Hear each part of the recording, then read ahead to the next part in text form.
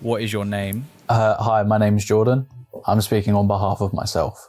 Do you have any conditions? I have been diagnosed with emotional dysregulation disorder, ADHD, and autism, and thoughts of traces of bipolar in early stages of life. From your experience, how does your problems affect you? Doing everyday things is not as normal, is probably the best way that I can word it. I struggle with processing certain things, and I struggle when it comes to dealing with people. For a lot of people that see me about and know me, people that speak to me and, in general, it's a big front, to be honest. It's hard to ask for extra things. It's hard to just talk about general things that I'm not interested in. It's just that there's a lot of things that can happen at once, and it's basically just being overstimulated all the time. And it affected me in school. I was late diagnosed with ADHD, really late. Most people get diagnosed when they are children. I got diagnosed at the age of 18, which is very, very late. It came with its own challenges by itself, but it made a lot of sense once I found out. And as for the emotional dysregulation, a lot of people get it confused with bipolar, but it's not the same. Bipolar is having mood swings. Emotional dysregulation is you experience something and it can affect you much later. It doesn't have to be serious. It could be a case of something stupid.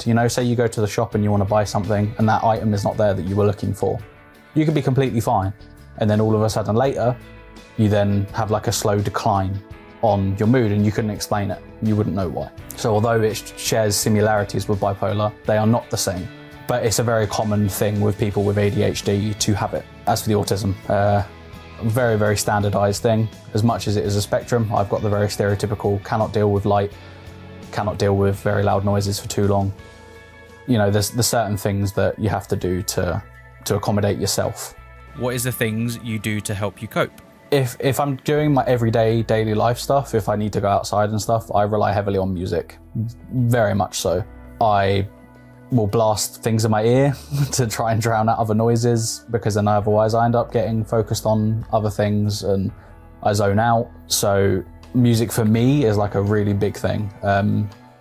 My glasses that help me see, I've actually got a tint on them to dim light, which is what I used to wear glasses for before I found out I had bad eyes. There was just a few extra accommodations for myself to make sure that I was able to function every day, like a normal everyday perspective. And there is some times where I just can't deal or go near people. So it's all about assessing myself on a day and then seeing what I would feel comfortable doing, so I don't push the boundaries too much. So just trying to find things to focus on outside of people was probably the most important thing. Who supported you? My mum, definitely. Very, very big, important person in my life, full stop. She will forever hold me up regardless of anything. There's a lot of things that I've done wrong with a lot of people. And even though I hold myself accountable, my mum does the mum thing and she tries to make sure that I don't punish myself too much. So while I've been on the whole journey of trying to be better and be a better person overall, she's made sure that I don't push myself too far beyond the point of no return. And definitely my friends. There's a lot of important people that have been around me since day one that I couldn't ever and never be more thankful for them ever, as much as it's hard for them to see that. And then also, even more recently, my relationship's been a very big importance to me. And having someone that's able to correct. I have a situation where not understanding a social cue, not understanding something that I've said that is wrong, and having someone like my other half who goes, why did you say that? You could have said it differently. It's taught me a lot, especially when it comes to social interaction.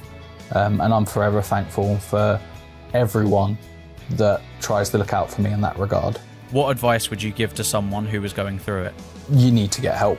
Don't shut it out. I spent too long pushing it down rather than actually accepting the fact that maybe I just needed to speak to someone. I've had counsellors now. I see someone regularly every few months, and they've also been fantastic.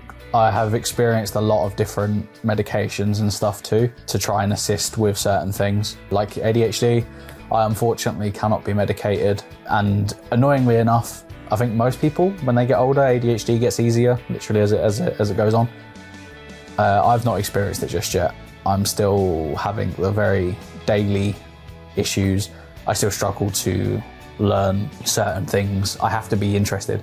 The hyperfixation, you know, the general stuff. But lean into the you know, the things that you fixate at is probably going to be like the best thing that I would say. You can drown yourself out with it, but you know, it does happen. Like I myself, I invest a lot of time into games and stuff, and it's mainly just because it's what I feel like I'm like good at, but it makes it easier to function, I guess, because I feel like I've done something that's like cool, you know? A lot of other people fixate on different stuff. It doesn't just have to be games. It could be, you know, music for some.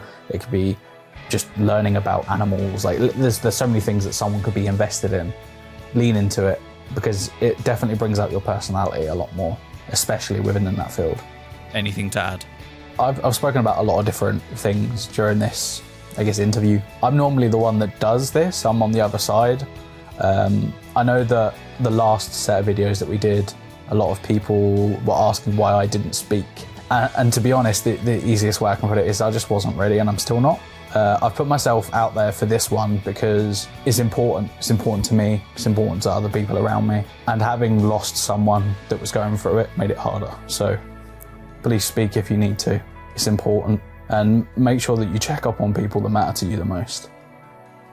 Because sometimes even people that you know to a T, they could be going through absolutely anything and you would have no idea. So you just got to make sure that you look out for them. Even if it is just a message, please do it. It's important.